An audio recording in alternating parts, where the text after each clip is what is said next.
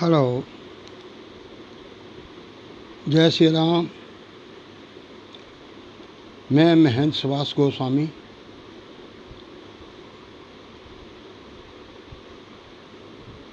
दिल्ली से बोल रहा हूँ।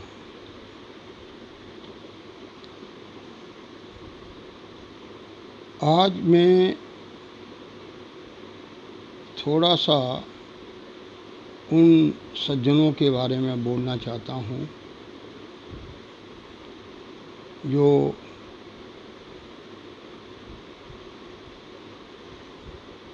मोदी जी की नीतियों की खुलकर निंदा कर रहे हैं। निंदा इसको नहीं कह सकते, एक्चुअली में वो कह तो हकीकत ही रहे हैं। तो असल में मेरा मकसद किसी को समझाने का नहीं है। सभी को आज़ादी है, इसके दिल में आए जैसा महसूस करे वो बोल सकता है, बशर्ते वे अपने मार्ग में सच्चे हैं। मैं यहाँ पे जिक्र कर रहा हूँ एक संत जी हैं, मिश्रा जी करके हैं, जो अपने आप को जौनपुर का बताते हैं और बड़े स्पष्टवादी भी हैं और मेरे ख्याल से निडर भी हैं, जिनके मैं वीडियो बड़े ध्यान से सुनता हूँ, देखता हूँ और वो उनकी अपनी विचारधारा है। मैं तो ना उनका समर्थन करता हूँ, ना उनकी बातों का कोई खंडन करता हूँ और ना मेरी ये ज़रूरत कि मिश्रा जैसे प्रकांड विद्वान अनुभवी संत को समझा सकूं, बल्कि मैं तो खुद ऐसे महापुरुषों से सीखता हूँ। मेरा सिर्फ ये कहना था, अगर मिश्रा जी मेरी बात सुन रहे हों या सुने, कि वो कहते हैं अति सर्वत्र वर्जयेत, अति का भला न बरसना अति की भली न धूप, अति का भला न बोलना अति की भली न चूप, excess of everything is bad. देखिए, इस संसार में अंधेरा भी और उजाला भी है, अच्छाई भी है, बुराई भी है, हर चीज़ का जोड़ा है, दुख भी है, सुख भी है। तो ये घटनाक्रम चलता रहता है। इसी प्रकार से अच्छे लोग भी हैं, बुरे लोग भी हैं। तो हमको भगवान कृष्ण और रामचंद्र जी, जिनको कि हम लोग भगवान मानते हैं, आज भी मानते हैं, लेकिन जब उनको पता लगा कि राक्षसों ने ऐसे ऐसे देवी देवताओं से वरदान ले लिए थे कि उनको कोई मार ही नहीं सकता था।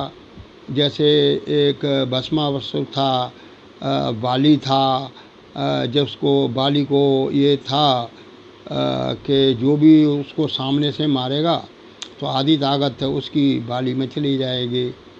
इसी प्रकार से महाभारत में वो अश्वत्थामा के जो पिता थे द्रोणाचार्य, तो उनने कहा था कि उन्हें ये वरदान है, जब तक वो नहीं मरेंगे उनका बेटा नहीं मर सकता।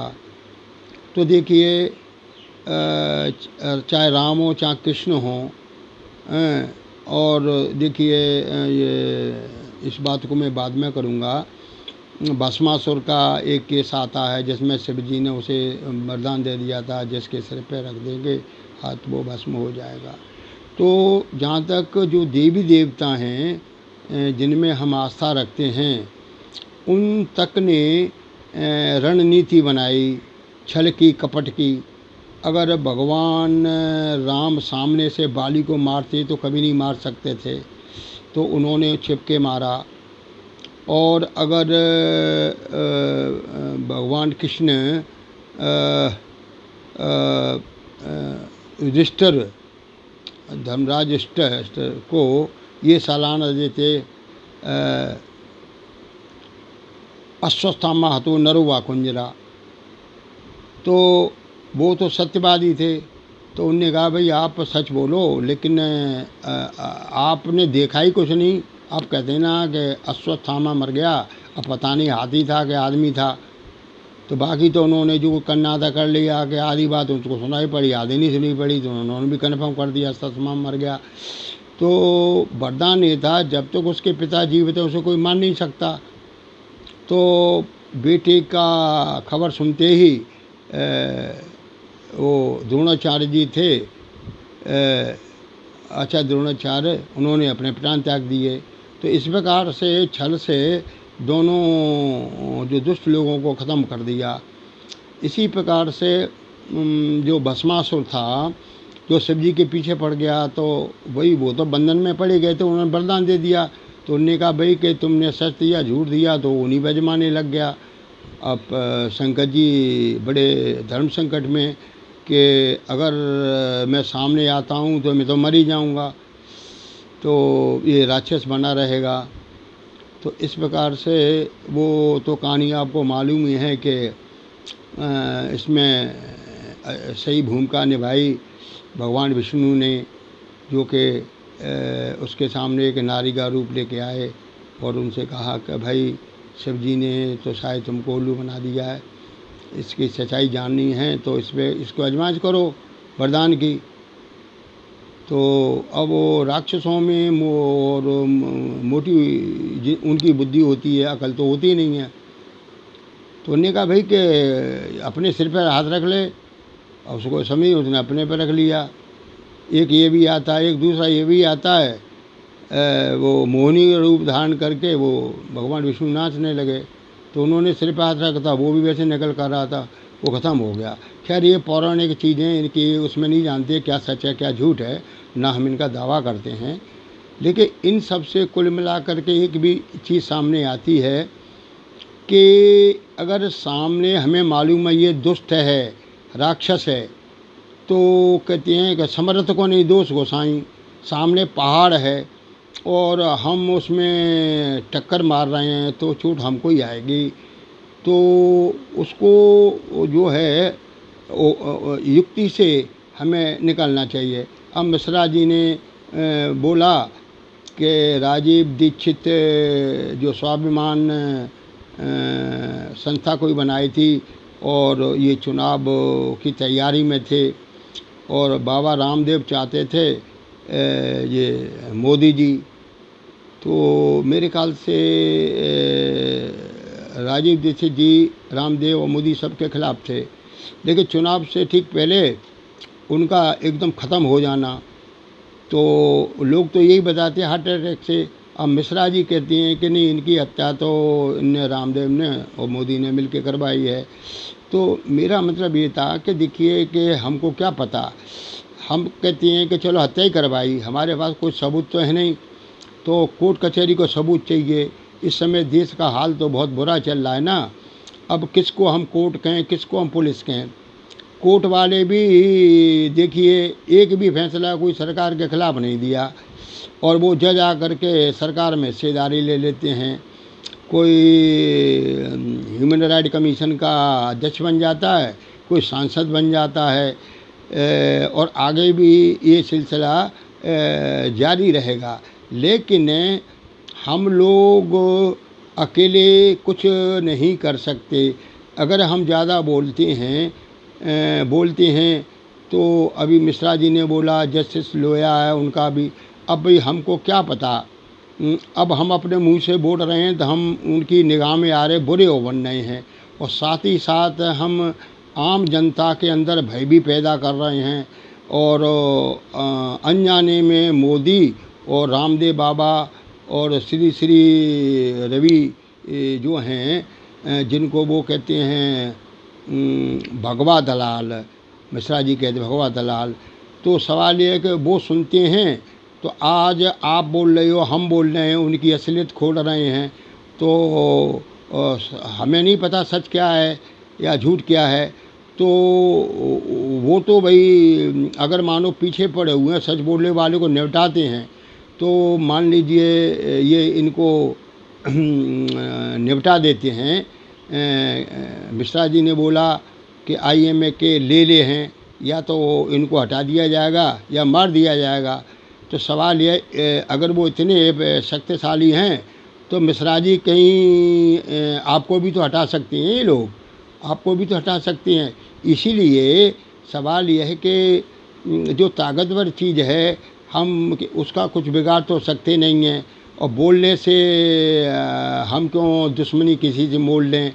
ये अच्छा बुरा ईश्वर जाने, भगवान जाने।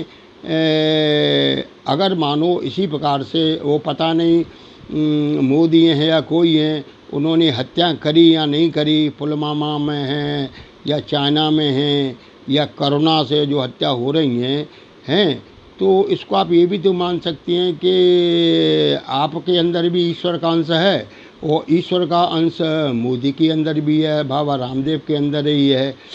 तो ईश्वर ही मारता है और वही जिलाता है, और जब उसकी कृपा हो जाएगी तो ये हिंसा, नफरत, मार धाड़, ये सब ये ख़त्म हो जाएगी। हम तब बोलें तो अच्छा है कि हम अपराधी को सज़ा दे सकें। यहाँ तो बेड़ा ही गर्क है, पुलिस है शिकायतकर्ता के पीछे पड़ जाती है। और जहाँ तक कोर्ट कचहरी का सवाल है, जो भी जज कुछ बोलना चाहता है या तो उसे वो ख़त्म हो जाता है या उसका ट्रांसफ़र कर दिया जाता है। और जो अगर सरकार के पक्ष के होते हैं तो उनको इनाम भी दे दिया जाता है। तो कबीरदास जी ने कहा कि कबरा तेरी झोंपड़ी गलकट्टन के पास, करेंगे सो भरेंगे तू क्यों हो तो दास। अगर कोई पाप कर्म कर रहा है तो इसका फल भी वो भुगतेगा, जो जस करे सो तस फल अगर कहते हैं कि नहीं, विश्व प्रधान, ये जो रचना है, कर्म प्रधान विश्व कर राखा, जो जस करे सो तस फल छाका। तो मैं कोई किसी साधु संत को समझा नहीं रहा, लेकिन मिश्रा जी का मतलब यह है कि ये लोग मोदी, रविशंकर और ये बाबा रामदेव या इनकी जो मंडली है, सब इसमें क्रिमिनल लोग हैं। मान लीजिए क्रिमिनल हैं, ऐसा कह के आप जैसे महान संत से जनता में और खौफ होगा। तो बताइए, जब आप जैसे कुछ नहीं कर पा रहे तो आम जनता क्या कर लेगी। जनता बेचारी तो डर जा रही है, डरी जा रही है, और गंगा में लाश बन के बह भी रही है। क्योंकि जो करने का काम है, सेना करे, पुलिस करे, कोर्ट कचहरी करे, और जब उनकी हालत पतली है तो हम आप क्या कर लेंगे। बस ये मेरा तो सिर्फ यही कहना था कि जब वो ये क्या कहते हैं, IMA के जो डॉक्टर हैं, अध्यक्ष हैं, ले ठीक है, अब जो होगा सो देखा जाएगा। अब ये बात आप कह रही हैं तो आप बताइए, आपको भी तो कर सकते हैं। गौरी लंकेश ख़त्म हुई, दाभोलकर ख़त्म हुए, बहुत कुछ है। और ये तो एक बुरे लोगों की एक नीति होती है कि हम तो झूठ पे चल रहे हैं, छल कपट कर रहे हैं, और ये हमारा सारा भेद खोल देगा, तो उसे निपटाने की वो कोशिश करेगा, हर सबूत को मिटाने की कोशिश करेगा। लेकिन जब ईश्वर की नज़र टेढ़ी हो जाएगी, उसका अंत भी हो जाएगा। हम लोग तो एक साधारण लोग हैं, इसमें हम लोग कुछ नहीं कर सकते। न तो हम किसी को सज़ा दे सकते हैं, बल्कि बोलने से हमारे ऊपर या हमारे परिवार के ऊपर और संकट आ सकता है। तो ईश्वर ने संसार बनाया है, वो जाने कौन बुरा कहो अच्छा। अब आप बताइए कि मोदी जी ने जो भी कुछ कहा था, वो तो कोई वादे पूरे करे नहीं उन्होंने। 2014 में जो भी कुछ कहा था, मतलब जो कुछ भी कहते हैं उसका उल्टा ही होता है, ठीक है। लेकिन जहाँ तक है कि अगर मिश्रा जी इनकी हकीकत जानते हैं तो इनको ये चाहिए कि भाई कोर्ट में जाएं, कचहरी में जाएं। हालांकि वहाँ भी जाने का कोई लाभ ही नहीं है, क्योंकि वहाँ भी उनके आदमी बैठे हुए हैं। हर संवैधानिक हेड मोदी जी का है, और भविष्य में भी जो भी आएंगे तो इसमें उन्होंने सभी तबके के लोग ले रखे हैं।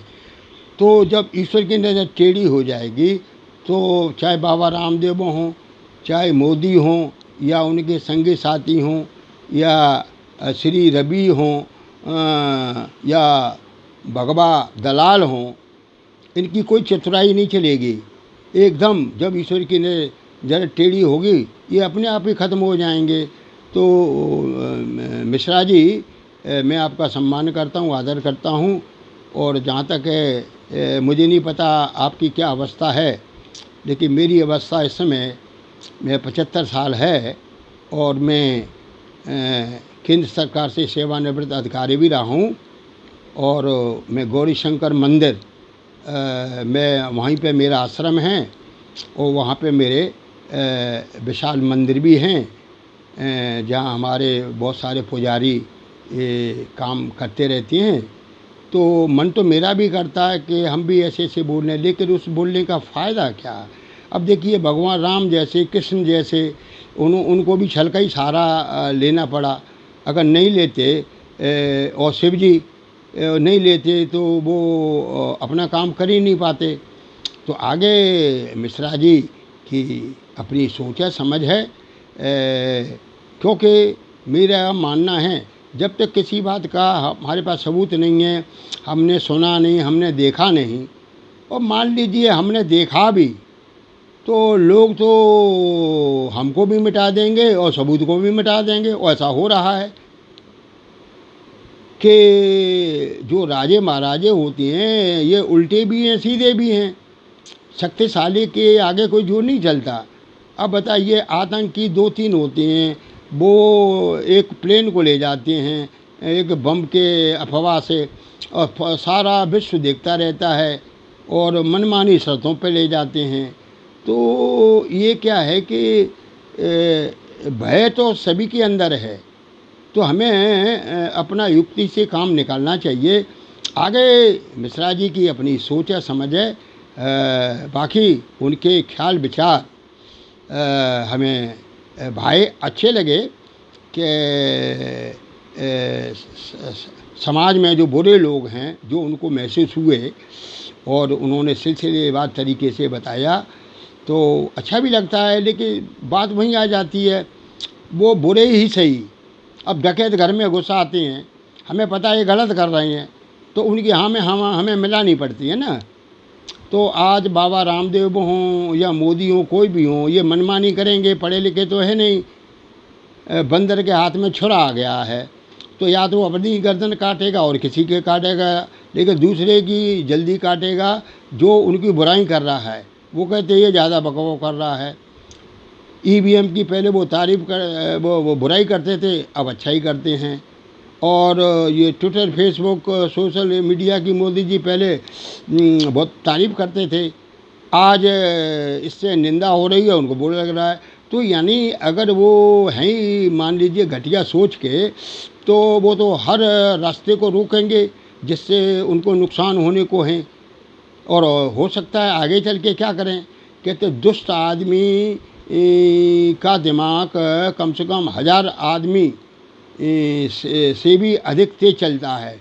और अगर इनके हाथ में पावर आ जाए, शक्ति आ जाए, तो ये समझ लीजिए, ये इनकी पावर कई गुनी और बढ़ जाती है। क्यों? उल्टा भी करेंगे, सीधा भी करेंगे। अब देखिए, कोर्ट का, सुप्रीम कोर्ट है, जो भी ऑर्डर करती है, तो माफक है तो ठीक है, माफक नहीं है तो अध्यादेश लगा दिया। अब कोई क्या करेगा बताइए, उनका बहुमत है। तो इन्हीं शब्दों के साथ मैं अपनी बात को अब ख़त्म करता हूँ। और मिश्रा जी, मेरा आपको नमस्कार है, और मैं आपका आदर करता हूँ, सम्मान करता हूँ। मेरी तरफ से अगर गलती से कोई शब्द ऐसा बुरा लगा हो, तो उसके लिए मैं क्षमा याचना करता हूँ। जय श्री राम, जय श्री राम।